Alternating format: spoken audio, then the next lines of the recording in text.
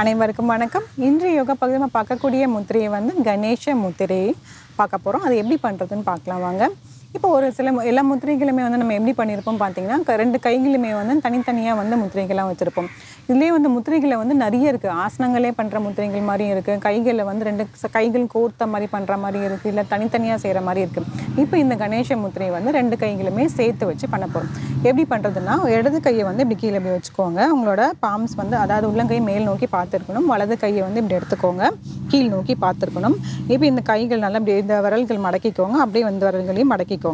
மடிச்சுட்டு நல்லா வந்து இப்படி இப்படி பிடிச்சிக்கணும். இப்படி பிடிச்சிட்டு நல்லா இப்படி வைங்க. உங்களோட எல்போ வந்து நல்லா இப்படி இருக்கணும். இப்படி வந்து இப்படி வச்சுருக்கக்கூடாது. நல்லா வந்து இப்படி இப்படி வச்சுருக்கணும். அகட்டி வச்சுக்கணும். உங்கள் மார்பு பகுதியை வந்து இப்படி இருக்கணும். இங்கே வந்து நீங்கள் வச்சுக்கலாம்.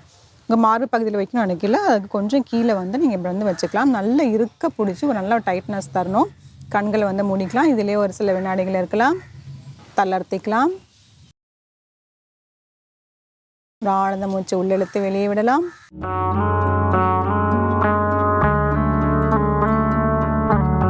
இந்த முத்திரையை வந்து செய்கிறதுனால என்ன பலன் அப்படின்னு சொல்லி பார்த்தீங்கன்னா, இது வந்து ரொம்ப உங்களுக்கு ஸ்ட்ரென்த்தன் தரும். அதாவது வந்து உங்களுக்கு சில பேருக்கு வந்து பார்த்திங்கன்னா, ஒரு முடிவை வந்து எப்படி எடுக்கணும்னு வந்து தெரியும். ஒரு பிரச்சனை வந்துச்சுன்னா அதில் முடிவு வந்து எப்படி எடுக்கணும்னு வந்து அவங்களுக்கு தெரியாது.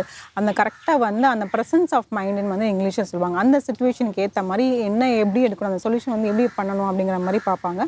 அது வந்து கரெக்டாக வந்து நம்மளுக்கு இது வந்து தோணும். உங்களுக்கு க்ரியேட்டிவிட்டி நல்லா வந்து அதிகமாகும். உங்கள் உடலுக்கு வந்து உடலுக்கும் சரி மனதுக்கும் சரி ரெண்டுத்துக்குமே சேர்த்து பார்த்திங்கன்னா உங்களுக்கு நல்ல வந்து பலம் வந்து உங்களுக்கு கொடுக்கும்.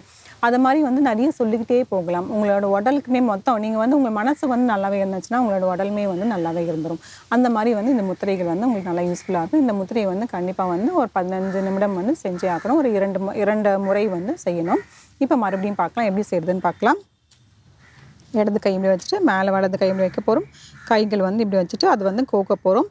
நல்லா வந்து இப்படி டைட்டாக வந்து இப்படி பிடிச்சிக்கணும். பிடிச்சிட்டு கைகள் வந்து நல்லா இப்படி விரித்து வைக்க போகிறோம். எல்போவை கண்களை மூடி அப்படியே வந்து உட்காரலாம். சில வினாடிகள்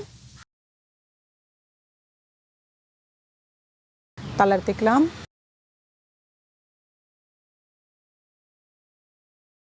இந்த கணேச முத்திரையை முயற்சி செஞ்சு பாருங்கள். மீண்டும் அடுத்த பகுதியில் சந்திக்கலாம். நன்றி, வணக்கம்.